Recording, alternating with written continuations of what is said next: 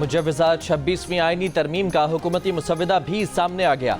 आईनी अदालत और आईनी बेंच के बजाय सुप्रीम कोर्ट का आईनी डिवीजन बनाने की तजवीज़। तरमीम शुदा आर्टिकल 191A के मुताबिक आईनी डिवीजन में जजेस की तादाद जुडिशल कमीशन मुकर्रर करेगा। डिवीजन में मुमकिन हद तक तमाम सूबों को बराबर की नुमाइंदगी दी जाएगी। सुप्रीम कोर्ट का कोई जज आईनी मामलात पर इब्तदाई इख्तियार समात या अज खुद नोटिस का मजाज नहीं होगा। सुप्रीम कोर्ट का कोई जज आईनी अपीलों या सदारती रेफरेंस की समात भी नहीं कर सकेगा। ये फैसले आईनी डिवीजन का 3 रुकनी बेंच करेगा। चेयरमैन जॉइंट चीफ्स और सर्विसेज चीफ्स की दोबारा तकर्रुरी और तौसी से मुताल्लिक कवानीन को आईनी तहफ़्फ़ुज़ हासिल होगा। इसके लिए आइन में नया 8वां शेड्यूल डालने की तजवीज़। हाई कोर्ट को आज खुद नोटिस लेने का इख्तियार भी खत्म होगा।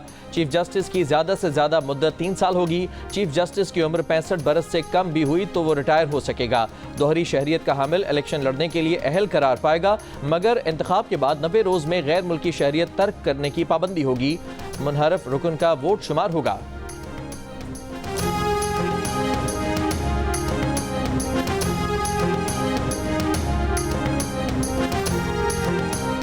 नई आईनी तरमीम में चीफ इलेक्शन कमिश्नर के तकर्रुर का नया तरीका कार वज़े करने का भी फैसला।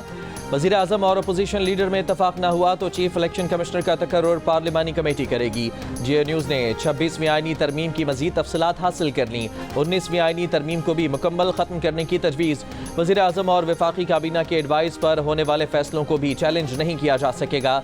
कोई अदालत या अथॉरिटी इन फैसलों के खिलाफ कार्रवाई नहीं कर सकेगी। आर्टिकल 63A में भी तरमीम होगी। फ्लोर क्रॉसिंग पर नाअहली ख़त्म करने की तजवीज़।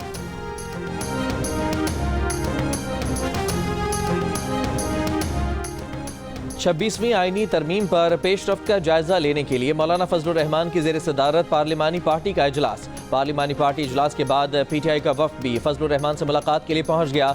मुलाकात करने वालों में सलमान अकरम राजा, असद कैसर, उमर अयूब, बैरिस्टर गौहर, हामिद खान और साहबजादा हामिद रजा शामिल हैं।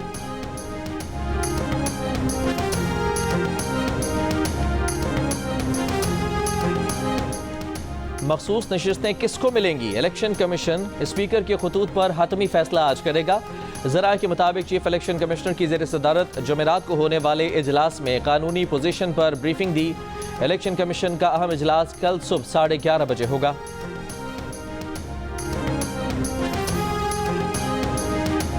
इसराइली फौज ने हमास के नए सरबराह याहिया सिनवार को शहीद करने का दावा कर दिया। इसराइली पुलिस ने शहीद की इब्तदाई मेडिकल रिपोर्ट भी जारी कर दी।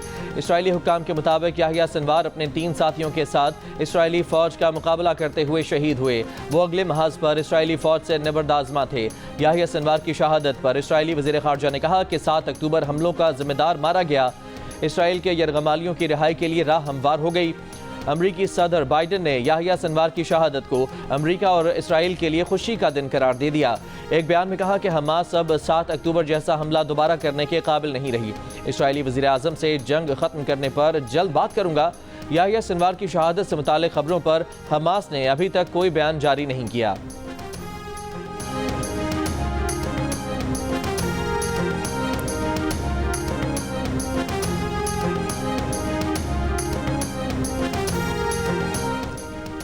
वज़ीर आज़म शहबाज शरीफ की ऐवान सदर में सदर मुमलिकत आसिफ अली ज़रदारी से मुलाकात। मुमकिना आईनी तरमीम और SCO के कामयाब इनकाद पर गुफ्तगू। वज़ीर आज़म शहबाज शरीफ की पार्लियामेंट हाउस में अरकान सेनेट के एजाज़ में दोपहर के खाने की दावत। चेयरमैन और डिप्टी चेयरमैन सेनेट समेत अरकान की शिरकत। चेयरमैन सेनेट यूसुफ रजा गिलानी का कहना है कि आईनी तरमीम पर मुज़ाकरात चल रहे हैं। जैसे ही मुज़ाकरात ख़त्म होंगे तरमीमी बिल पेश कर दिया जाएगा।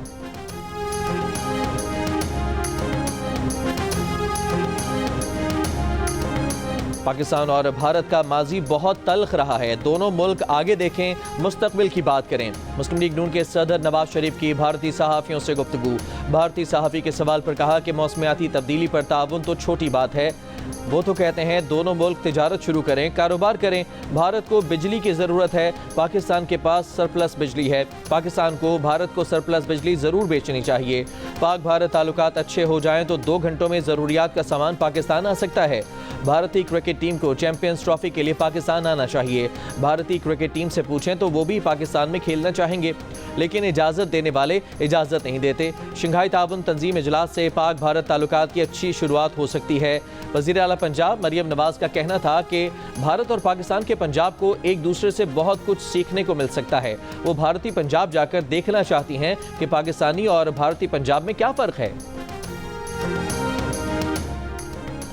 अपोजिशन लीडर उमर अयूब ने कहा है कि हम अडियाला जेल जाते हैं और बतौर MNA हमारी तजलील होती है। जब हाउस से हमारे लोगों को उठाया गया तब खुसूसी कमेटी बनी। अब अपोजिशन मौजूद ही नहीं और आईनी तरामीम होने जा रही हैं। रात जैन कुरैशी के अहलिया को अगवा कर लिया गया। रियाज फतियाना के बच्चे को दोबारा उठा लिया गया। इंतजार पंजोथा को भी मिसिंग कर दिया गया। अख्तर मेंगल के सेनेटर्स को वफादारियां तब्दील करने पर मजबूर किया जा रहा है। 25 मजीद FIRs में मेरा नाम डाल दिया गया है। आतिफ खान के घर पर छापा मारा गया। परसों मेरे घर पर छापा पड़ा। वजीर दाखिला आके बताएं ये कौन कर रहा है। उमर अयूब का कहना था कि बानी PTI जेल में हैं, हमें उनसे मशवरे के लिए मुलाकात की इजाज़त नहीं। हुकूमत के पास नंबर्स पूरे नहीं और अरकान को ब्लैकमेल किया जा रहा है। हुकूमत ने परसों पहली बार अपना तरमीमी ड्राफ्ट दिया। से अमन का खतरा। पंजाब के तमाम स्कूल्स, कॉलेजेस और यूनिवर्सिटीज़ में कल छुट्टी का ऐलान कर दिया गया। तर्जुमान के मुताबिक तालीमी इदारों में छुट्टी का फैसला कानून नाफिज करने वाले इदारों की सिफारिश पर किया गया है। वज़ीर सेहत सिंध डॉक्टर असद पिछोह का कहना है कि सिंध में रवा साल खुन्नाक के 160 केसेस और 28 अमवात हुई हैं। खुन्नाक की वैक्सीन मौजूद है। 3 रोज़ा हेल्थ एशिया एक्सपो के इफ्तिताह के मौके पर गुफ्तगू करते हुए उन्होंने कहा कि चिकनगुनिया की टेस्टिंग मुश्किल है, उसकी किट्स महंगी हैं। स्प्रे मुहिम के लिए KMC से बात हुई है।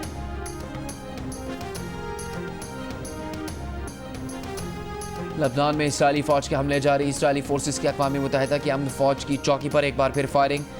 मशरकी लबनान के कस्बे से शहरियों को फौरी इनखला का हुक्म। शाम के शहर लाज़किया पर भी इसराइली फ़िज़ाई हमला। अमरीका और बरतानिया के यमन में हौसियों के अहदाफ पर हमले। हौसियों के ज़ेर ज़मीन 5 असला डिपों को निशाना बनाने का दावा। हिज़्बुल्लाह के इसराइल पर दर्जनों रॉकेट हमले। इसराइली फ़ौज ने कई मिसाइल मार गिराए।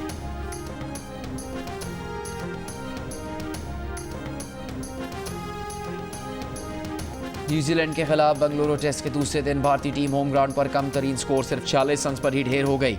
ये टेस्ट क्रिकेट में भारत का तीसरा कम तरीन स्कोर है। इससे पहले भारतीय टीम 1987 में वेस्ट इंडीज़ के खिलाफ दिल्ली में 75 रन पर आउट हो गई थी। आर्ट्स काउंसिल में जारी वर्ल्ड कल्चर फेस्टिवल में सिंधी खेल सालगिरह पेश किया जा रहा है। खेल देखने के लिए शायकीन की बड़ी तादाद मौजूद। आर्ट्स काउंसिल जंग और जियो के इश्तराक से फेस्टिवल 2 नवंबर तक जारी रहेगा। क्या गरूर और तकब्बुर से भरे रवैये रिश्तों में कड़वाहट घोलेंगे या रूठी खुशियों को वापस लाने वालों को कामयाबी मिलेगी? 7 स्काई एंटरटेनमेंट की पेशकश ड्रामा सीरियल तौबा देखिए कल से रोजाना 9 बजे सिर्फ जियो TV पर। 7 स्काई एंटरटेनमेंट की पेशकश जिंदगी में गुली तलखियों से निपटने की कहानी। ड्रामा सीरियल आफत देखिए 18 अक्टूबर से रोजाना 7 बजे सिर्फ जियो TV पर।